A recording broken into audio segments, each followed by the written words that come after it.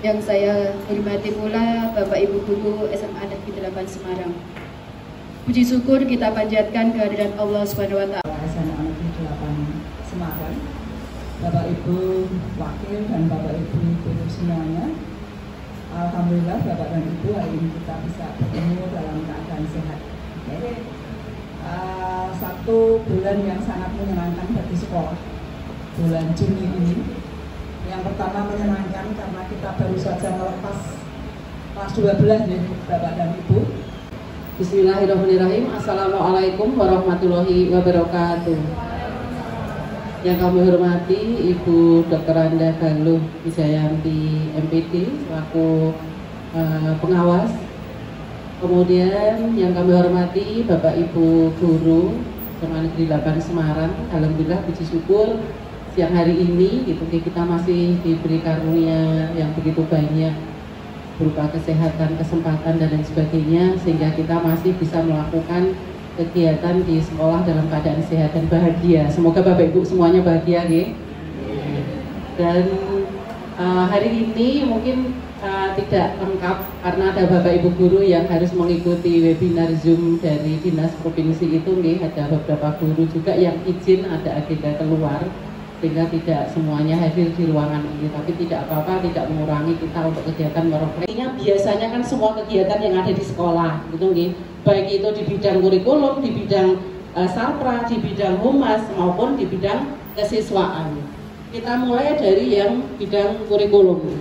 Alhamdulillah di bidang kurikulum proses pembelajaran untuk semester ini terutama bulan ini itu bisa berjalan dengan baik dan lancar. Dengan integritas terlalu mendalam. Bagi saya, kalau saya pakai ABC, terus terang ketika membuat option ABC-nya, mengecohnya agak kesulitan. Jadi betul-betul membuat saya berpikir lebih banyak. Tetapi dalam pengoresiannya kita sebut tidak maksimal untuk anak karena dia cuma tanya temennya BB, CC. Tapi kalau saya pakai essay, saya jadi tahu gimana karena saya bahasa, gimana anak-anak itu menyusun kalimatnya itu ada yang kering, ada yang sudah berusaha memenuhi mungkin step by step, sedikit demi sedikit gitu nggih, untuk perbaikan saluran air yang masjid sudah beberapa kali banjir, kemarin juga sudah diperbaiki saluran airnya. Harapannya besok nek hujan lebat lagi sudah tidak banjir lagi. Kemudian perbaikan plafon kelas ini baru berjalan gitu nggih, beberapa kelas yang Ibu untuk menyampaikan refleksi yang kelanjutan dari diferensiasi tadi. Jadi begini, sebenarnya kita itu sudah melakukan Bapak Ibu. Jadi ini sebenarnya di awal, terutama dari tim BK, itu di awal tahun pelajaran biasanya kita membuat asesmen non-diagnostik. Di situ isinya itu ada gaya belajar, ada kepribadian, ada tes riasek, ada tes kecerdasan kemampuan. Jadi dari hasil analisis yang sudah kita lakukan itu bisa sebagai data awal Bapak Ibu ketika melakukan pembelajaran di kelas. Ketika melihat hasil itu, oh anak di dalam kelas si A, si B, gaya belajarnya seperti ini. Jadi mungkin beberapa teman juga bisa, oh iya, saya masuk juga. Sebenarnya untuk yang uraian itu bagus karena anak-anak selain untuk membaca dan berpikir kritis analitis. Tapi di sini juga ada kendala itu apa enggak? Yaitu otomatis guru ekstra untuk koreksinya.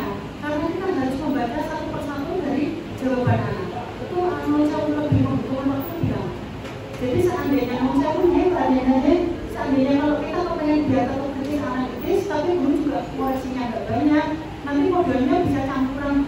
Jadi mungkin soal 1 sampai berapa kita boleh pakai multiple choice, tapi nanti hanya 5 jawaban aja, jawabannya mungkin bisa jawaban singkat. Kalau masih tetap menghadapi agung yang kurang, itu hanya pendapat saya pribadi. Atau mau itu 1 minggu itu full ya, tiap hari dari Senin, 4 hari itu observasinya, dan 2 bulan sudah selesai, langsung masuk ke kelas hafalan update-nya. Alhamdulillah sampai sekarang sudah ada 5 siswa yang sudah juz 30. Insya Allah besok pagi akan dilaksanakan kelas siswa Tiga Putri dan Putra. Besok akan dilaksanakan. Untuk pendanaannya awal-awal memang kita di ekstra dulu, tapi mungkin 5 bulan ini yang membiayai adalah orang tua yang kemudian juga dengan Bu Nurul, ada Pak Kumar juga. Intinya seperti itu, masih berlanjut.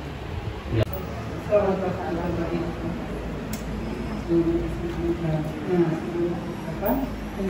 Saya hanya sedikit merefleksi apa yang pernah saya rasakan. Kita ada harapannya besok di tahun depan mungkin bendahara bisa menganggarkan di RKAS-nya gitu ya, supaya tidak hanya 2 kali mengikuti lomba, tapi mungkin lebih dari 2 kali dalam setiap event, dalam setiap kegiatan lomba anak, misalnya ekstra ASKI atau lomba pencak silat ataupun yang lainnya. Kemudian alhamdulillah Bapak Ibu di sekolah kita juga ada kelas tahfidz yang sudah kita rintis 1 tahun ini. Bapak Ibu, di sini saya dimohon untuk bisa merefleksikan proses pembelajaran selama semester ini. Bukan berarti saya yang baik, tidak, tapi saya yakin Bapak Ibu guru jauh lebih baik dari saya, apalagi yang masih muda itu kan baru ikutan PPG, fresh, ilmunya banyak. Kami yang sudah tua mungkin sudah tertinggal banyak. Saya akan sampaikan refleksi proses pembelajaran yang sudah saya lakukan selama ini. Untuk proses pembelajaran, kalau di biologi itu cenderung menggunakan model pembelajaran discovery learning. Saya yakin Bapak Ibu guru semua sudah paham discovery learning itu seperti apa. Kemudian yang saya berusaha untuk konsisten di model pembelajaran discovery learning atau di setiap KBM itu saya sudah menyiapkan LKPD itu. Jadi setiap pertemuan kalau sudah ada LKPD-nya itu saya lebih terarah. Saya mau ngapain, anak harus ngapain gitu. Jadi kalau LKPD-nya sudah disiapkan sebelumnya, itu di kelas semuanya berjalan sudah sesuai dengan sintak dari discovery learning, sehingga semuanya berjalan terarah. Kemudian yang masih saya pikir terus itu adalah malah asesmennya Bu. Jadi kita sudah manis KBM-nya pakai discovery learning, tapi ujung-ujungnya nanti pas asesmen itu seringkali hasilnya tidak sesuai yang kita inginkan. Kenapa bisa seperti itu? Karena kondisi anak, kemampuan akademis setiap anak kita itu berbeda. Saya penilaiannya tertulis. Kalau tertulis nanti anak-anak yang kompetensi akademisnya kurang itu pasti akan nilainya jelek terus. Gitu. Kita cermati capaian pembelajarannya dan ATP-nya, memungkinkan tidak dari ATP yang sudah ada itu kita berikan penilaian dengan cara yang bervariasi, tidak selalu tertulis. Ada anak yang punya kemampuan di motoriknya, sehingga dia kalau disuruh membuat sesuatu itu bagus. Kemarin saya minta anak yang punya motorik bagus untuk membuat model 3 dimensi DNA, RNA, ternyata bisa, padahal dia secara akademisnya kurang, seperti itu. Kemudian diferensiasi prosesnya, gitu kan, prosesnya mungkin berbeda antara satu anak dengan anak yang lainnya. Kemudian dalam hasil akhirnya penilaian juga harus diferensiasi, tadi ada perbedaan. Anak percepatan pertumbuhannya kan berbeda. Ada anak yang memiliki kompetensi akademiknya lebih cepat, tapi ada anak juga yang memiliki mungkin kemampuan motoriknya yang cepat gitu lah. Sehingga guru itu yang pertama harus mampu memberikan penilaian awal, mengidentifikasi asesmen awal anak itu seperti apa. Nah ini tugas kita sebagai guru harus memahami kebutuhan anak itu yang seperti apa, bagaimana. Tentang terkait proses pembelajaran di kelas, terkait dengan bentuk-bentuk asesmen yang akan kita laksanakan kepada anak-anak gitu. Dan kita masih terus harus mau bertumbuh tadi, walaupun kita mungkin kalau dilihat dari usia, udah tua lah, nggak usah belajar lagi, tapi kita harus tetap menyesuaikan dengan perkembangan zaman sekarang. Dan kita harus terus mau belajar, okay? Dan berbenah diri tadi untuk kemajuan yang lebih baik lagi. Matan Bapak Ibu, mungkin untuk refleksi kita minggu ini saya cukupkan. Mohon maaf apabila dalam memandu refleksi kita minggu ini ada hal-hal yang mungkin kurang berkenan, dan nanti kalau kita ada yang terlewat bisa kita sampaikan untuk kegiatan refleksi kita berikutnya. Kalau tadi minta masukan barangkali akan lebih efektif jika fokus satu bidang, sehingga mungkin bisa eksplor secara mendalam.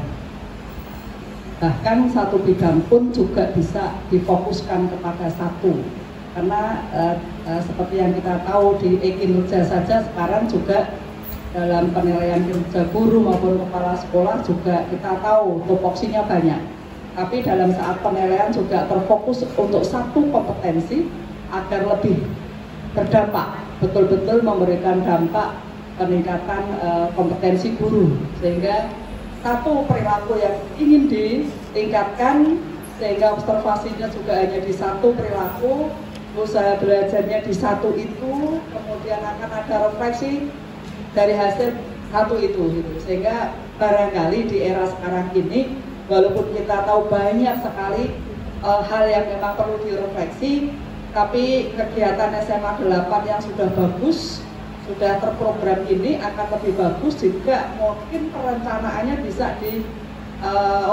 minggu ini tentang apa dan seterusnya, sehingga lebih fokus, pembicaraannya lebih mendalam gitu.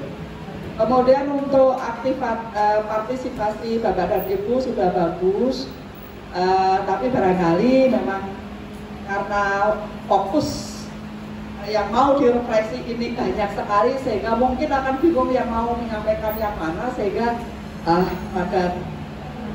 tidak semuanya lah bisa menggali, sehingga kita tidak terlalu tampak sebetulnya coba hasil dari refleksi ini, dari pemerataan tugas, kemudian pembelajaran tadi tentang asesmen, sebetulnya sudah nampak untuk beberapa. Tapi mungkin eksplornya sehingga kita akan tahu, oh ini toh, ini usaha belajar yang harus saya lakukan. Kalau yang asesmen tadi sudah jelas bahwa Bapak Ibu harus mulai belajar tentang bagaimana membuat sebuah soal asesmen yang bisa mengembangkan literasi dan seterusnya tadi. Tapi untuk beberapa hal tadi di bidang sarpra atau mungkin apa itu barangkali ada ranah yang direfleksi oleh kepala sekolah dan wakilnya saja, tapi ada ranah yang dengan guru, dan setting refleksi juga macam-macam. Untuk kali ini Bu Parmi mungkin sengaja memilih bareng-bareng seperti ini. Ya ini yang perlu direfleksi gitu. Jadi ada refleksi evaluasi atas kegiatan refleksi gitu.